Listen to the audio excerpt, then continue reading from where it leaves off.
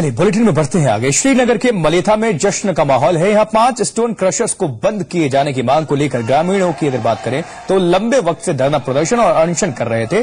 बीती रात मुख्यमंत्री ने प्रतिनिधिमंडल से मुलाकात के बाद 5 में से 4 स्टोन क्रशर्स के शासनादेश को रद्द कर दिए, जबकि एक पर विचार किया जा रहा है, जिसके बाद ग्रामीणों में भी खुशी और उत्साह देखा गया और पूरी रात ग्रामीणों ने वीर शिरोमणि माधो सिंह भंडारी के गीत गाए। स्टोन क्रशर्स के खिलाफ जिस तरह से ग्रामीण एकजुट हुए उसमें 70 के दशक के चिपको आंदोलन की झलक नजर आई।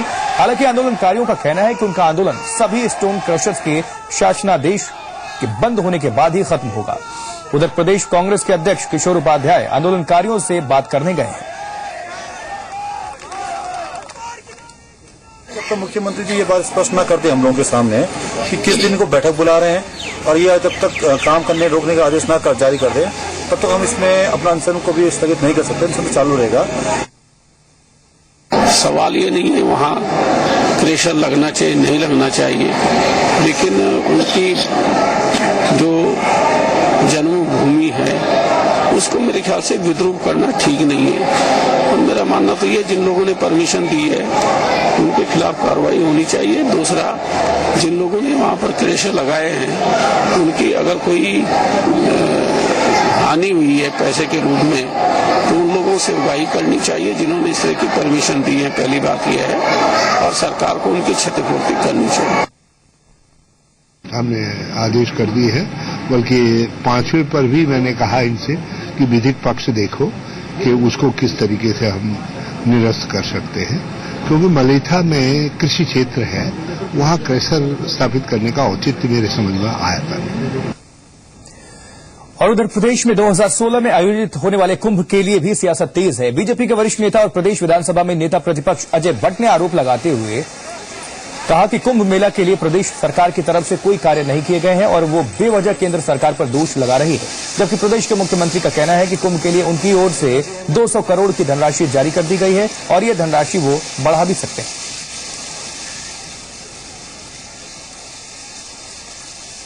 जहां भी सरकार नाकाम होती है वहां कह देती है केंद्र की वजह से नहीं हो रहा है। आप क्या कर रहे हो फिर?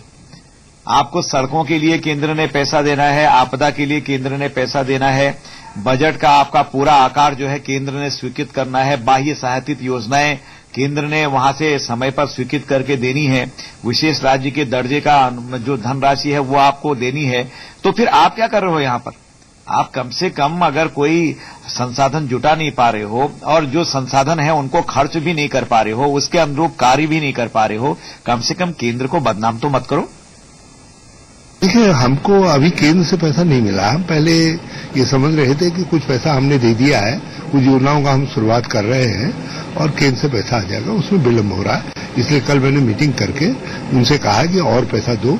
हम करीब अगले 10 दिनों के अंदर 200 करोड़ रुपए के करीब कुंभ के कार्यों की स्वीकृति दे देंगे और जरूरत पड़ी तो उसको और बढ़ाएंगे। बल्कि यदि हम उसमें पुलिस की व्यवस्था आदि का जोड़ लें तो ये 250-300 करोड़ तक पहुंचेगा।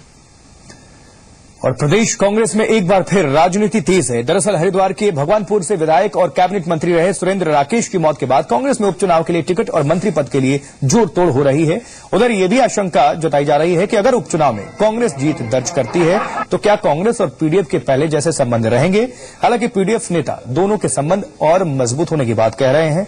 उधर उपचुनाव के लिए सरकार के पास 6 माह का वक्त है, लेकिन मंत्री पद की चाहत रखने वाले नेता जल्द ही मंत्रिमंडल विस्तार के लिए दबाव बनाने लगे हैं। बता दें आपको कि सुरेंद्र राकेश परिवहन और समाज कल्याण जैसे महत्वपूर्ण मंत्रालय संभाल रहे थे।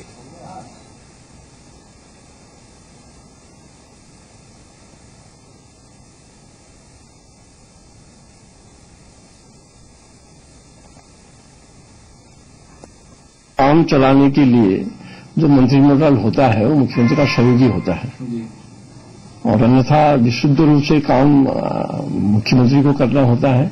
वो अपने सहयोग के लिए मंत्रिमंडल गठन करते हैं। अगर उनको लगेगा कि बिना इस पद को भरे हुए काम नहीं हो सकता तो जल्दी भरना चाहिए, अन्यथा देर भी लगा सकते हैं, कोई बड़ी बात नहीं है।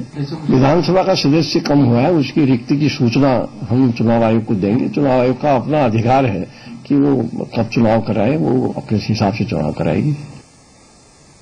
सियासी समीकरण बदलेंगे, लेकिन मेरा अपना व्यक्तिगत मानना यह है कि इस समय जो है कांग्रेस का या हमारे जो चीफ मिनिस्टर हैं उनका फोकस ये होगा कि जो भगवानपुर जहां से सुरेंद्र राकेश एमएलए थे उनका जो है जो चुनाव होना है चुनाव हो और चुनाव को जो है कांग्रेस किसी तरीके से जो है कांग्रेस के सिंबल पे चुनाव लड़ा जाए और कांग्रेस इस सीट को निकाले। और हो सकता है कि मैं जहां तक समझता हूं कि तब तक वो ये जो विभाग हैं अपने पास ही रखें, इसी पे फोकस करें, चुनाव जितवाने के बाद ये सब चीजें डिसाइड हों।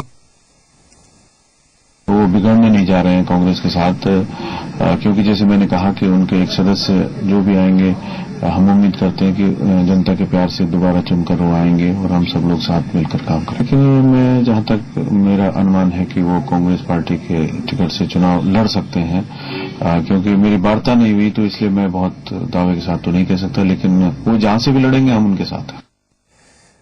और उधर बीजेपी नेता वीरेंद्र बिष्ट ने कांग्रेस पर संवेदनहीन होने का आरोप लगाया है। बीजेपी नेता वीरेंद्र बिष्ट के मुताबिक कांग्रेस में मंत्री पद के लिए चल रही उठापटक और गुटबाजी से प्रदेश का विकास अवरुद्ध हो गया है।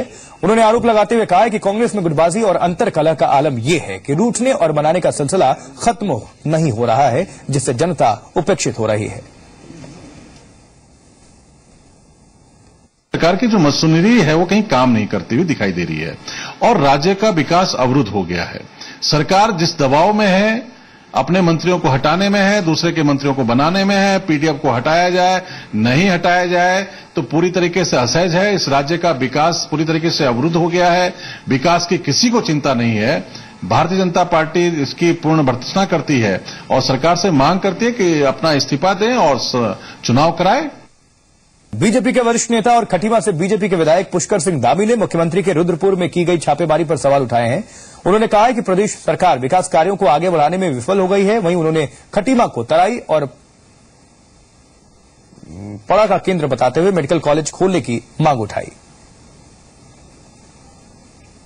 जबकि 1 साल से अधिक समय उनका बीत गया है, उन सब चीजों पर वो पूरी तरह से फेल हो गए हैं। विकास करने में पूरी तरह से फेल हो गए हैं। व्यवस्था उनकी पूरी चरमरा रही है। तो वो इस तरह से लोगों के बीच में जाकर जो है केवल लोगों का ध्यान अपनी ओर आकर्षित करने के लिए कि कहीं न कहीं मैं कुछ कर रहा हूं, अब इससे कुछ होने वाला नहीं है। ये केवल मात्र ढकोसला है। अब उनको जो है अगर इसको ठीक करना है तो व्यवस्था को ठीक करना चाहिए। उनको पटरी पर जो है पूरे शासन को लाना चाहिए, प्रदेश को पटरी पर लाना चाहिए, विकास को धरातल पर लाना चाहिए।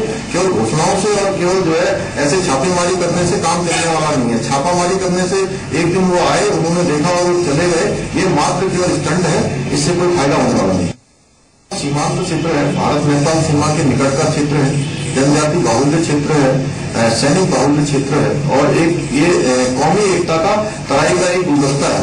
तो निश्चित रूप से ये सबके बीच में पड़ता है, चाहे यहाँ से चंपावत जिला हो, चाहे हमारा उधम सिंह नगर जिला हो। इस जिले के बीच में ये स्थान पड़ता है सीमांत वाला।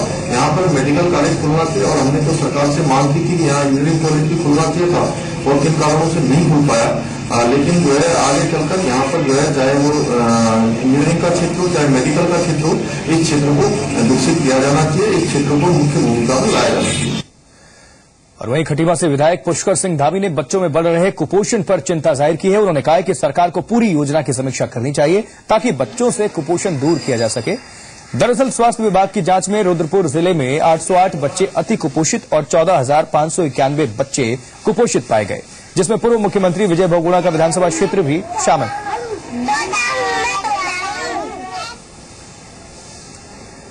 और दिल्ली चुनाव परिणाम का असर 2017 विधानसभा चुनाव पर नहीं पड़ेगा, यह कहना है बीजेपी के प्रदेश प्रवक्ता सुरेश जोशी का। जोशी के मुताबिक बीजेपी 2017 में प्रदेश विधानसभा में बहुमत हासिल करेगी। इस बुलेटिन में इतना ही। नमस्कार।